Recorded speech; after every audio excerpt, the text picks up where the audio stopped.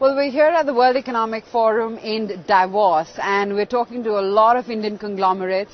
And let's talk to Inox GFL. I mean, they span verticals from chemicals to renewables to manufacturing. And I have with me Devansh Jain, the ED at Inox GFL, joining in right now. Devansh, great to have you on ET now. Thank you so much for your time. To be with you. First, tell me about the massive MOU that you've signed with the Assam government. What's the quantum and what's it all about? No, so we've not announced that yet. Oh, we've just signed it. We're looking at... We've got our ears very close to the ground, you see. I'm being told people are taking pictures and I'm getting forwards before they've been put out publicly.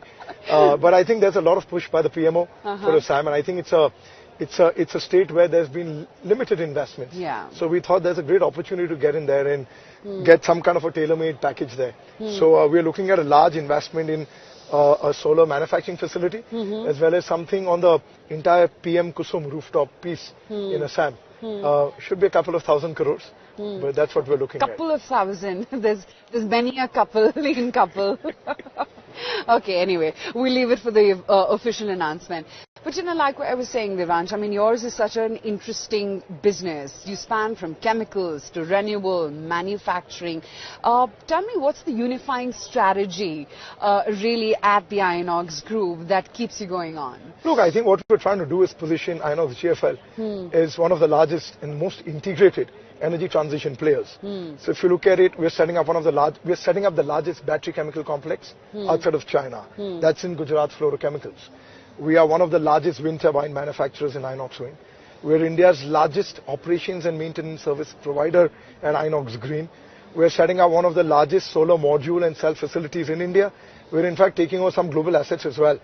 And we've now set up one of the largest IPP platforms in India. We've built 3 gigawatts, acquired and built in 1 year, which is the fastest ever build out of this scale in India. So it's all energy transition. It's completely integrated because wind turbines is us, EPC is us, O&M is us, solar module and cell is us, and now the power, the power consumption at the IPP level is us. So we're just positioning ourselves to be the largest one of the largest energy transition players in the country. So what capacities are we looking at for solar in particular, say in the next 2 years? So we would be setting up about 11 gigawatts of module and cell capacity in India and globally. We've currently set up 3 gigawatts of module in India. We're setting up about 7.5 gigawatts of cell, which is currently under construction. Globally, we're going to announce an acquisition which will be about 3 gigawatts of module and cell. Should be in the coming days. What region is that? What geography? One of the developed countries. Okay. Yeah. And, West or East? West. Okay. Other than that, I think on the IPP side, as I said, we've set up 3 gigawatts within 1 year. It's acquisitions and organic build-out. And I think in the next 18 to 24 months, we're looking at making that a 10 gigawatt platform, which will probably make us the third largest platform in India. We have raised significant capital. We've just announced a 3,000 crore raise at a 50,000 crore valuation. We would be announcing another large raise in the next 15 days. And then eventually IPO this company at some point in time. Yeah, that's brilliant. So tell me, this sizable capital raise that you're talking about, how is it going to be allocated within your various verticals? So it's all going to go in Inox Clean. This capital raise is at Inox Clean. As you know, Gujarat Fluoro is listed, Wind is listed, Green is listed. Inox Clean is privately owned.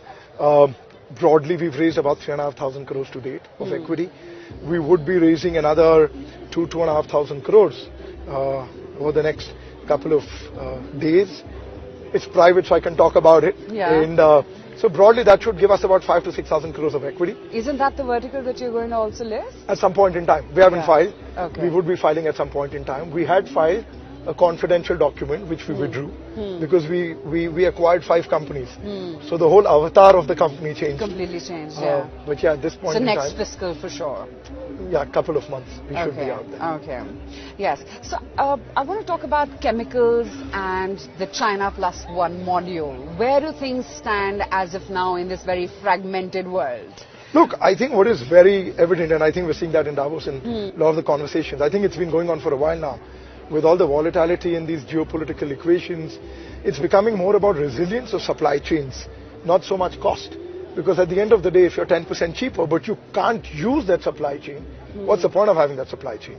And we're seeing that in our battery chemical piece, where we've now tied up with some of the largest American players. because for them there's a clear mandate move away from China. And that's where there's a unique opportunity for Indian companies to come in. And we have signed up partnerships, agreements with a lot of these guys. So it's about being nimble-footed, having the ability to shift from one supply chain to another supply chain, or more importantly now, having dual supply chains. That God forbid something goes wrong in China and you're seeing all sorts of turbulence, issues, banning lithium, banning battery chemicals, X, Y, Z. I think India's in a very, very sweet spot. And I think we're seeing that where we've got one of the largest contingents from India this year. And a lot of positivity around India. I think we're a shining star in the global ecosystem at this True, point. we are. So tell me, when you talk about global volatility at one hand, but what you're also seeing on the sidelines of the World Economic Forum here in Davos is a lot of thrust on technology and innovation. How do you marry that into the Inox group? Look, I mean, if you look at, I think the two biggest themes globally right now, energy transition and technology. At the heart of technology is all green data centers, green power. So I think we're married to some extent there. But coming to tech and innovation, I think there's not so much technology involved in terms of what we're doing, but it's more cutting edge technology in terms of the products we are making. So the most advanced wind turbines, the largest rotor diameters, in terms of solar cells and modules, TOPCon, state-of-the-art capacities, technologies, not outdated products. I think that's the limited tech we're playing with. Obviously on the chemical side, this is very, very high-end R&D which we're doing to set up battery chemical pieces, very, very niche engineering plastics. So it's different businesses have deep tech requirements. Some are basic, capital good products, capex heavy, which you just want to be on top of the curve in terms of tech. And I think in terms of innovation, we've been very innovative across our models, whether it's been capital raising, whether it's been hybrid, RTC, FDRE, which we've been playing around with, whether it's now, giving integrated products or integrated solutions to the Indian market. We're the first. We make wind turbines. We saw there's a need for solar.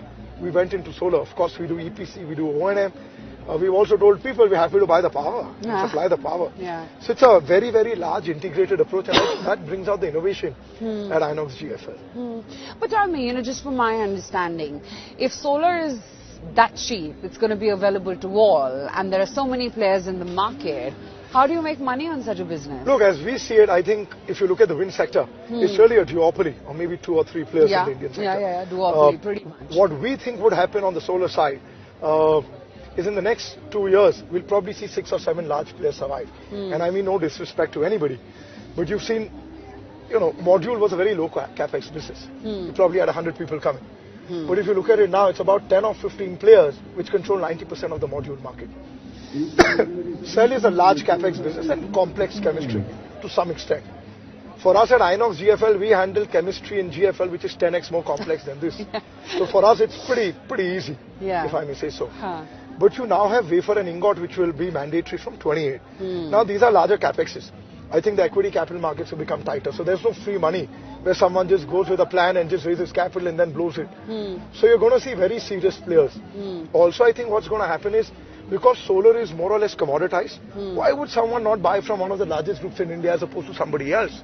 What we have at Inox is every time you buy a wind turbine, right, 2x of that capacity is being set up in solar because it's hybrid.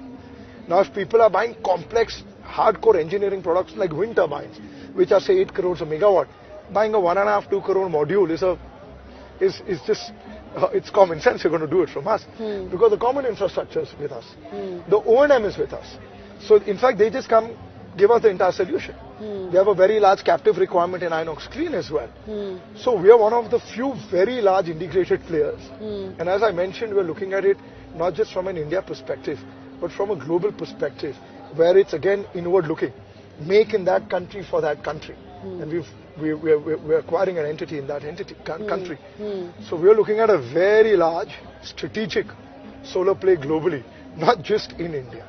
But where are the margins higher, wind or solar? Look, I would say solar is easy money today. Wind has been a very, very difficult phase. As you know, just 2 players survived.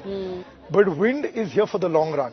Is it? I mean, while solar is more accessible, at least in India? Look, solar is during the day. As you see, many times solar power is surplus during the day. Wind is at night and when it rains. So battery storage, many people get confused. Battery storage is not generating power. It's only storing solar to use at different times, which has a cost attributable to it.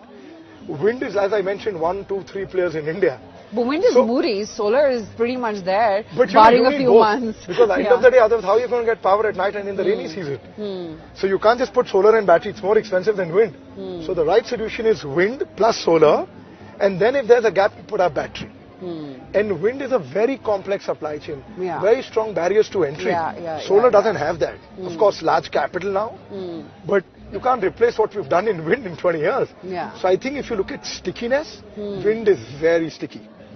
Solar is going to be a 6, 7, 8 player game, as I mentioned to you. Interesting, and interesting times ahead. Look forward to hearing more about the MOU, the capital raise, and of course the eventual listing of the new the arm as well. Absolutely. Great speaking with Thank you, you, Ayesha. It was a pleasure so to be much. with you. Thanks. Thank you.